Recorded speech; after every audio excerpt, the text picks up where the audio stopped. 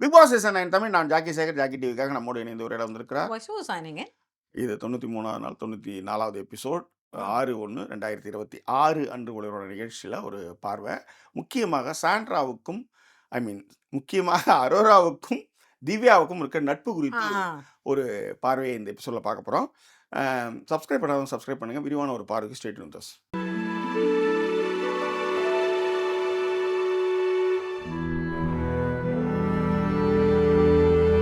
மல்லிகையே மல்லிகையே அந்த ஒரு பாட்டுக்கு பார்த்துருப்பீங்க. ஊஞ்சல்லாம் ஆடிட்டு இருப்பாங்க. அதில் வந்து தேவயானையும் ரம்பாவும் நீங்கள் பார்ப்பீங்க. அந்த பேருக்கு இணையான ஒரு பேரா இன்னைக்கு வந்து அந்த வீட்டில், அதாவது பிக் பாஸ் சீசன் 9 வீட்டில் அரோராவும் திவ்யாவும் இருக்காங்க. திவ்யா வந்து அவங்க மீது நிறைய விமர்சனங்கள் இருந்தாலும் கூட ரொம்ப நாலேஜபிளான ஆள், திறமையான ஆள், தைரியமான ஆள். அது ரொம்ப முக்கியம். அதனால தான் வந்து நம்ம வந்து திவ்யா எனும் பேரழகினும் அந்த பொண்ணு அங்கே ஜெயிக்க போகிறதில்ல. அது நினச்சிதுன்னா இறங்கி போய் ஜாலியாக உட்காந்துருக்கலாம், தூங்கலாம், என்ன ஒன்றாலும் பண்ணலாம். அந்த 2 பேர் வந்து இறங்கக்கூடாதுன்றதுக்கு நின்னாங்க பத்தியா, அங்கேயே திவ்யா வந்து பல மடங்கு உயரங்களை கடந்துட்டாங்க. ஒரு விஷயமும் இருந்தது ஜாக்கி. இல்ல சொல்லுங்க, சொல்லி முடியுங்க. இல்ல எங்க அவங்க இன்னொரு அவங்களோட டிரான்ஸ்ஃபர்மேஷன் நான் பார்த்தேன் அப்படின்னா, எப்ப சாண்ட்ரா வந்து அவங்கள நகர்த்த ஆரம்பிச்சாங்களோ, பிரஜன் போனாரு அவங்கள நகர்த்துறாங்க. ஓகே, எனக்கு வந்து அவங்க எப்பவுமே அக்கா தான். கேமரால போய் சொல்லுவாங்க அவங்க, எனக்கு அவங்க எப்பவுமே அக்கா தான், நான் நல்லா தான் பாத்துக்கிறேன் பிரஜன், அவங்க ஆனா என்கிட்ட பேசுறது இல்ல அப்படின்னு சொல்லிட்டு அவங்க அதுக்கப்புறம் டிஸ்டர்பே பண்ண மாட்டாங்க. அதுக்கப்புறம் தான் வந்து அரோராவோடையும் சுபிக்ஷாவோடையும் அவங்க வந்து நிறையவே வந்து இணக்கமாக போக ஆரம்பிச்சாங்க. இதுல இருந்து நம்ம தெரிஞ்சுக்கூடிய விஷயம் என்ன? இதுல இருந்து நம்ம தெரிஞ்சுக்கூடிய விஷயம், இதுல இருந்து நம்ம தெரிஞ்சுக்கூட பாடம் என்ன? நம்மளுக்கு ஒருத்தர் செட் ஆகல, அவங்க நம்மள ஒதுக்குறாங்கன்னா நம்ம அவங்களோட 10 ஸ்டெப் பின்னாடி போயிட்டு எக்ஸாக்ட்லி. அதனால தான் நான் எப்பவுமே சொல்றது, நகர்தல் உணர்ந்து நகர்தல் அழகு ஒன்று. 2வது, தயவு செய்து யாருமே கம்ஃபர்ட் ஜோன்ல இருக்காதீங்க. கம்ஃபர்ட் ஜோன்ல இருக்கும்பொழுது உங்களுக்கு வந்து புது புது மனிதர்களையோ, புது புது ஆட்களையோ, புது புது இடங்களையோ நீங்க சந்திக்கவே முடியாது. கம்ஃபர்ட் ஜோன்ல இருந்து நீங்க வெளியே வரும்போது தான் புதிய மனிதர்கள், அட இதுக்காக நம்ம இப்படிலாம் உயிரை கொடுத்து ஓடணும், இதை விட உயிரை கொடுக்குற ஆட்கள் இருக்காங்க, இதை விட மேம்பட்ட ஆட்கள் இருக்காங்க, இதை விட சுவாரஸ்யமான ஆட்கள் இருக்காங்க. இதே வீட்டில் 9 பேர் 10 பேர் 12 பேர் இருக்கும்போது அவங்க சாண்ட்ரா கூட மட்டும்தான் சுற்றுவாங்க. சாண்ட்ரா கூட தான் அந்த சிறைக்கிட்ட வந்து பீம் பேக் போட்டு உட்காந்து பேசிகிட்டு இருப்பாங்க. கடைசியில் பார்த்தா சாண்ட்ரா வந்து அவங்க புருஷன் கூட வந்து அவங்க ரொம்ப க்ளோஸ் ஆகிறாங்கன்ற மாதிரி அவங்க மேலே வந்து ஒரு பாதை வச்சு அவங்கள வந்து காலி பண்ணுவாங்க. வெளியே போய் அவங்க வருத்தப்படுவாங்க. வெளியே போய் வருத்தப்பட்டவங்க நான் அந்த நேரத்தில் தான் நான் அதை செஞ்சேன்னு அவங்க எப்படி மாறுறதுக்கு வாய்ப்புகள் நிறையவே இருக்குது. அது நமக்கு பிரச்சனை இல்லை. இந்த வீட்டில் இருக்கிற விஷயத்தை பொறுத்தவரை திவ்யா அழகாக அவங்கள விட்டு நகர்ந்த நாளில் இருந்து அவங்க மெழுகிற ஆரம்பித்தாங்க. அவங்களுடைய காமெடி சென்ஸு, அவங்களுடைய குட்டி குட்டி இந்த அடியாடு பூங்கொடியே அந்த மாதிரி ஓடுறதெல்லாம் இருக்குது தெரியுமா, அதெல்லாம் வந்து அந்த பாட்டு நீங்கள் அவங்க இன்னைக்கு ஒன்றும் இல்லை, நேற்று ஓடியாடுறது, ஒரு வெற்றி பெற்று ஓடியாடுறது, குட்டி ஹாப்பி மூமெண்ட்டாக ஒன்று வச்சுக்கிறது இருக்குல்ல. அதனால தான் நேற்று ஒய்ஃப் கூட வந்து சொன்னாங்க, திவ்யா மாதிரி வந்து உடம்பை பேணி காக்கணும். ஒரு அவங்க நீங்கள் எங்கே வேணாலும் அப்படி சப்பளம் கொல்லி போட்டு உட்காருவாங்க, எப்படி வேணாலும் வந்து அவங்க வந்து ஒரு விஷயத்தை வந்து பண்ணுவாங்க. அது ரொம்ப நல்லா, அதை வந்து பேணி காக்கிறது ரொம்ப நல்லா இருந்தது. அவங்கள செல்ஃப் க்ரூம் பண்ணிக்கிறது ரொம்ப நல்லாயிருக்கும். உண்மையிலே ஓகேவா. இதுக்காக ஒருத்தவங்க வந்து சுதா கிட்ட பேசணும்னு சொல்லியிருக்காங்க. டைம் கிடைக்கும்போது அது வந்து அப்படியே கனெக்ட் ஆகிடுச்சாமே. நீங்கள் சொன்னீங்களாம் இந்த லேடிஸ் வந்து கேர்ள்ஸ் எல்லாம் அப்படின்னு ஒரு வீடியோவில் சொன்னீங்களா, அது அப்படியே கனெக்ட் ஆகிடுச்சுன்னா டைம் இருக்கும்போது கண்டிப்பாக அவங்ககிட்ட பேசி ஆகணும் அப்படின்னாங்க. அது ஒரு டீசல் இன்ஜின் மாதிரிமா, அது முதல்ல கறியை போட்டு அப்படி சுற்றி அதுக்கப்புறம் 8 வாரம் நான் கண்டிப்பாக அப்படின்னு சொல்லியிருக்கேன். ஸோ ஆமாம். ஸோ இந்த மாதிரி வந்து அடி ஆடு பொங்கல் ரொம்ப ரொம்ப அழகு. அதை விட எப்பொழுது அவங்க இன்னும் இருந்தார்கள் என்றால், பின்னாடி உட்காந்துக்கிட்டு டார்ச்சர் பண்ணி ஒருத்தனை எட்டி உதச்சாச்சு, எல்லாம் பண்ணியாச்சு, முன்னாடி 2 பசங்களுக்கு ஹெல்ப்புக்கு எல்லாம் ஓட்டாங்க. இப்போ எப்படியாவது அது ஒன்று சக்ஸஸ். இப்போ இதுங்க 2த்தையும் தள்ளி ஒன்றும் அரோரா எல்லாம் 2மே வந்து அந்த விரால் குஞ்சு மாதிரி சின்ன சின்னதாக இருக்குதுங்க, காளையாங்குட்டி மாதிரி இருக்குது, டப்பு டப்புன்னு தூக்கி போடலான்ற மாதிரி தான் பிளான் பண்ணியிருப்பாங்க 2 பேரும். அவனுங்க எப்படி இறக்கிறானுங்கன்னு பார்த்துறானுங்க. சீட் பெல்ட் போட்டுக்கிட்டு போட்டது தான் அங்கே தான் வந்து டடன்ற மாதிரி ஒரு மொமெண்ட்னு வச்சுக்காங்க. சரியான மொமெண்ட் அது, ரைட்டா. இது திவ்யாவை பற்றின விஷயம். ஓகே. துஷார் போனாங்க, அதுக்கப்புறம் வந்து கமருதீன் அண்டு கானா வினோத் 2 பேருமே சேர்ந்து முதுகில் குத்துனாங்க, தத்தளிச்சிட்டு இருக்காங்க. இந்த பக்கம் பிரஜன் போகிறாரு, திவ்யா வெளியில் வராங்க, இது அரோரா வந்து கொஞ்சமாக அவங்களும் ஒரு கம்ஃபர்ட் ஜோன்லேருந்து வெளியே வராங்க, எல்லார்கிட்டையும் பேசுகிறாங்க, எல்லார்கிட்டையும் பழகிறாங்க. முக்கியமாக கனி கூட வந்து நிறைய டைம் ஸ்பெண்ட் பண்ண ஆரம்பிக்கிறாங்க. அந்த குரூப்பு அதில் வந்து விக்ரம், அப்புறம் அப்படியே வந்து இந்த பக்கம் வந்து பார்த்தீங்கன்னா இவங்க திவ்யா, இதெல்லாம் ஒரு குரூப்பாக சபரி எல்லாருமே ஒரு குரூப்பாக பேசும்போது பண்ணும்போது அந்த இடத்துல வந்து ஃபுல்லாக நுழையிறாங்க. எஸ். அது வந்து சாண்ட்ராவுக்கே வந்து பொறாம கனி கூட வந்து இவங்க பேசுறாங்க கொள்றாங்கன்ட்டு. சொல்லுவாங்க, இப்ப பாரு அவ அங்க சேர்ந்துருச்சு, நான் பார்த்துக்கிட்டு தான் இருக்கு அப்படின்னாங்க. ஆமா. கரெக்ட் இவங்க தான். கட்டம் போட்ட சர்ச்சை வச்சுன்னு கதவு கிட்ட உட்காந்தா இவங்க கிட்ட வந்து நிக்கணும்னு அவங்க நினைச்சிருக்காங்க. அதுக்கப்புறம் கமல் பார்வதி கிட்ட போயிட்டாங்க. ஆமா. பாரதிட்ட போவாங்க. அதுக்கப்புறம் தான் அவங்க வந்து எட்டி உதைச்சாங்க. இவங்க என்னெல்லாம் சொன்னாங்களோ அது எல்லாத்தையுமே இந்த வீட்லயே பார்த்தாங்க அவங்க. அவ்வளவுதான் முடிஞ்சு. ஓகே. இப்பதான் வந்து சாண்ட்ராவும் ஐ மீன் இப்பதான் வந்து திவ்யாவும் தனியா இருக்கிறாங்க, அரோராவும் தனியா இருக்காங்க. 2 பேருமே வந்து அங்க ஆட்கள் கிடையாது. அதான் உண்மை. கரெக்ட்.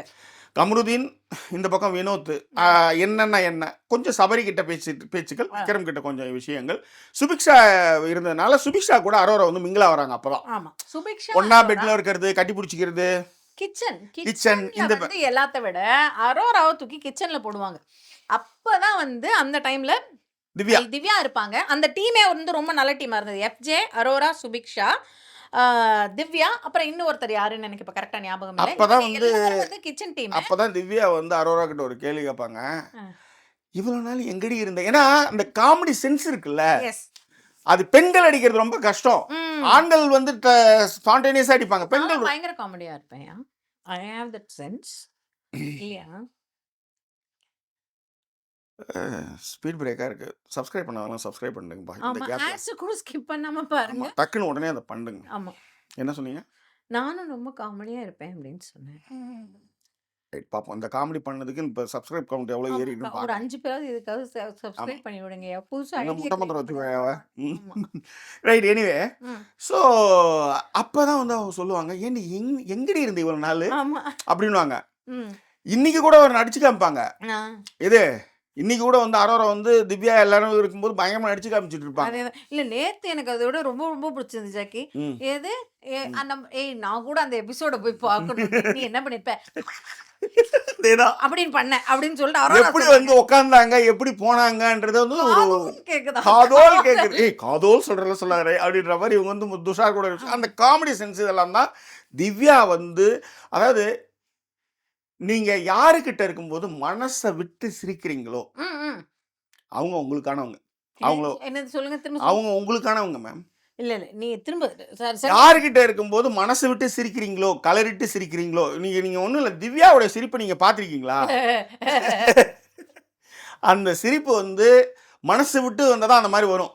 யோசனைகள்லாம் இல்லாம எதை பத்தி யோசிக்காம சிரிக்கிறதுன்னு ஒண்ணு இருக்குல்ல, அது வந்து அதுதான். ஸோ அந்த சிரிப்பை வழங்குறவங்க நெருக்கமானவங்களா இருப்பாங்க. ஓகே. அந்த விஷயத்த வந்து பார்த்தீங்கன்னா கானோ வினோத் பண்ணியிருப்பாரு. அந்த டக்குன்னு கவுண்டரில் இப்போ சபரி இந்த மாதிரிலாம் வந்து அரோரா சைடு இருந்தாலும் கூட இவங்க 2 பேரும் ஜாயின்ட் ஆகிறதுக்கான மிக முக்கிய ரீசன் என்னன்னா இந்த காமெடி சென்ஸ் அது 2 பேருக்குமே இருக்கும். இன்னொன்று நான் ஒன்று சொல்லி, இப்போ நான் ஒரு ஜோக் ஒன்று சொல்கிறேன், ஒரு அடல்ட் ஜோக்கு, ஒரு ஜோக்கு சொல்கிறேன். அப்போ எதிராளி வந்து இல்லை, எதிராளி வந்து சிரிக்கலைன்னு வச்சுக்கோங்களேன், அது புரியல, நம்ம என்ன பண்ண முடியும்? அதுக்காக நம்ம என்ன பண்ண முடியும்? அப்போ சிரிக்கிறாங்கன்னும் போது அது இன்னும் கொஞ்சம் ஒரு இது வரும் இல்லையா, அந்த மாதிரி அது. மேம் சப்ஸ்கிரைப் பண்ணுறதுக்காக சொன்னேன் மேடம், வேறு ஒன்றும் இல்லை. சப்ஸ்கிரைப் பண்ணுங்க, மறக்காமல் சப்ஸ்கிரைப் பண்ணுங்க. ஏன்னா மறந்து போயிடறாங்க அதனால். ஸோ இப்போ இந்த இடத்துல எங்கன்னா நான் எப்பயுமே சொல்லுவேன், பெண்கள் வந்து அறிவுடன் சேர்ந்த அழகு. அழகுன்றது வந்து அறிவோடு இருக்கணும். ஏன்னா திவ்யா வந்து பேசினவங்க அத்தனை பேருமே வந்து பார்த்தீங்கன்னா யூஸ் பண்ணிக்கிட்டாங்க அவங்கள எல்லாருமே யூஸ் பண்ணிட்டாங்க. பிரஜன்லேருந்து ஏன்னா சாண்ட்ரா பிரஜன் 2 பேருமே அவங்கள யூஸ் பண்ணிக்கிட்டாங்க. அதான் உண்மை. அதனால தான் நான் நிறைய இடத்துல சொல்லுவேன், கண்ணால் காண்பதும் போய் காதால் கேட்பதும் போய் தீரை விசாரிப்பதே மெய். ஆனால் சில பேருக்கு நம்ம வந்து அடிச்சு படிச்சு சொன்னாலும் அது மண்டையில் ஏறவே ஏறாது. ஓகே, அது பட்டு திருந்துட்டுன்னு விட்டு நகர்ந்து நிற்க வேண்டிதான். இதில் என்னென்னா அவங்க வந்து பார்த்துட்டு திவ்யா வந்து அவங்க கூட வந்து பழகி அவங்க விளக்குனதுக்கு அப்புறம் அந்த கம்ஃபர்ட் ஜோன் வந்ததுக்கப்புறம் இவங்க போவாங்க.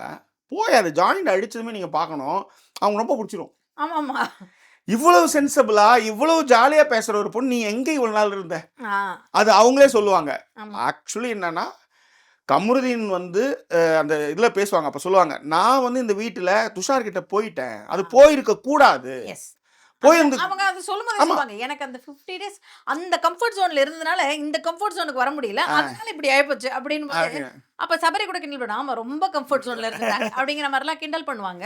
இன்னொன்னு ஒண்ணு என்ன அப்படின்னா, நீங்க நல்லா யோசிச்சு பார்த்தீங்கன்னா, பாசிட்டிவ் வைப் இருக்கிறவங்க எப்படியாவது ஒரு பாசிட்டிவ் வைப் இருக்கிறவங்களோட அட்ராக்ட் அட்டாச் நீங்க அட்டாச் ஆவாங்க. ஜோக் சொல்லி சிரிக்காதவங்களா இருந்தா கூட பாசிட்டிவ் வைப்போட இருந்தாங்கன்னா, அவங்களும் பாசிட்டிவ் வைப்ல இல்லைன்னா இருந்தாங்கன்னா அது ஜோக் சொல்லி சிரிக்காதவங்களா இருந்தாலும் அவங்க கூட வந்து டிபெண்டா வந்து நிப்பாங்கன்னு வச்சுக்கோங்களேன். அந்த மாதிரி கருப்பு கோட் போட்டு வந்து நிப்பாங்கன்னு வச்சுக்கோங்களேன். நானும் இத வந்து சப்ஸ்கிரைப் பண்ணாதவங்க சப்ஸ்கிரைப் பண்ணிடுங்கப்பா. அத சொல்றதுக்கு தான் சொன்னேன். சரியா? அப்ப அறிவுடன் சேர்ந்த அழகுன்னும் போது சென்சிபிளா ஒரு பொண்ணு இருக்குது, காமெடியா பேசுது, குட்டியா இருக்கு. ஆனா இத முதல்ல கண்டுபிடிச்சது கனி தான். ஆமாமா. அதாவது அரோராவை வந்து கனி தான் ஃபர்ஸ்ட் கண்டுபிடிச்சு அவங்க வந்து தன்னுடைய மகள் மாதிரியே வந்து ஒரு ரெப்ளிகாவா பார்ப்பாங்க. ஸோ அதுக்கப்புறம் அவங்க 2 பேரும் ஜாயிண்ட் ஆகுறாங்க. ஜாயிண்ட் ஆவாங்கன்னா, நமக்கு 3 வேள சோறு குடுக்குறாங்க. இப்ப நம்ப ஃபர்ஸ்ட்லாம் போலாம் போலாம் தான் சொல்லிட்டு இருந்தேன். அப்புறம் பார்த்தேன். நல்லா சோறு குடுக்குறாங்க. இப்ப நான் வீட்டுக்கு போனா கூட நானே சமைக்கணும், நானே ஆர்டர் பண்ணணும், நானே போய் ப்ரொவிஷன் வாங்கணும். என்ன ப்ரொவிஷன் வாங்குறது? எனக்கு அதெல்லாம் இல்ல. யாராவது தட்டு நீட்டினா சோறு. அப்புறம் காசு வேற குடுக்குறாங்க. இதை விட என்ன வேணும் அப்படின்னுவாங்க அவங்க. பிக் பாஸுக்கு அரோரா. அப்பதான் கனி வந்து டேய் இது எப்படி இப்படி யோசிக்குது பாரு அப்படின்னுவாங்க.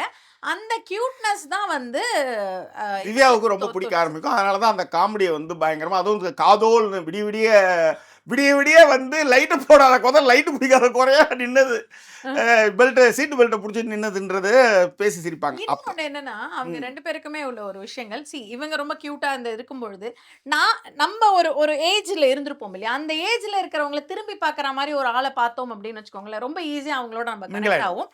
அண்ட் நாமளும் இளமையாயிடுவோம். ஆமா, உண்மை. அதுதான். அதுக்கு முன்னாடி வரைக்கும் இருந்த அந்த ஒரு இறுக்கமான ஒரு திவ்யாவை நீங்க இப்ப பார்க்கவே முடியாது. ஜாலியா ஹாப்பிங் பண்ணிட்டு வர்றது, இன்னைக்கு கூட பிக் பாஸ் போது டான்ஸ் ஆடுறது, கேம முடிச்ச உடனே டான்ஸ் ஆடிட்டு வர்றது, ஹாப்பியா வருது. அதை விட இன்னொரு ஒரு விஷயம் இருக்குங்க. ஒருத்தர் ஒரு வாய்ஸா மட்டுமே இருக்கிறவரு, திவு, அரு அப்படின்னு கூப்பிடுறப்ப, வாவ் அப்படிங்கிற மாதிரி டொபமைன் எஃபெக்ட் அது ஆக்சுவலா. ஸோ அதனால இந்த வீடியோவில் நம்ம சொல்ல வர்றது என்னன்னா, 2 பேருமே வந்து சென்சிபிளா ஒரே தாட் ப்ராசஸ்ல புத்திசாலித்தனமா யோசிக்கிறது தான் முதல்ல கனெக்ஷன்ஸ். ஏன்னா நான் ஏனி மாடுன்னு சொல்லி நீ நோனி மாடுன்னா அது வேலைக்காகாது. அண்ட் இன்னொரு விஷயத்திலையும் கலந்த எந்த இடத்துல அவங்க வந்து சேர்ந்தாங்கன்னா ஜாக்கி, கமருதனை பற்றி யோசிக்கும் பொழுது ஒரு லிமிட்டுக்கு மேல அரோரா கரெக்டா கமருதனை பத்தி தெரிஞ்சுக்கிட்டு டவல் போட்டுன்னு வருவாங்க தெரியும். நீங்க கூட டவல் போட்டு வந்தீங்கல்ல? ஆமா, ஐயோ அற்புதமான எபிசோட் அது. அதேதான். அந்த மாதிரி தான் ஆரம்பத்துல இருந்து டவல் போட்டுன்னு இருக்காங்க திவ்யா.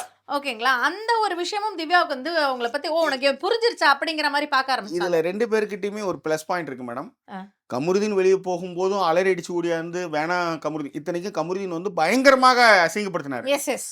ஆனா அவர் வந்து சொல்லும் போது வந்து பாத்தீங்கன்னா அவங்க வந்து அதை வந்து கழட்டி விட்டுன்னு சொல்றான். அதே நல்ல குணம் இவங்க கிட்டே இருக்கும், அரோரா கிட்டே இருந்தது.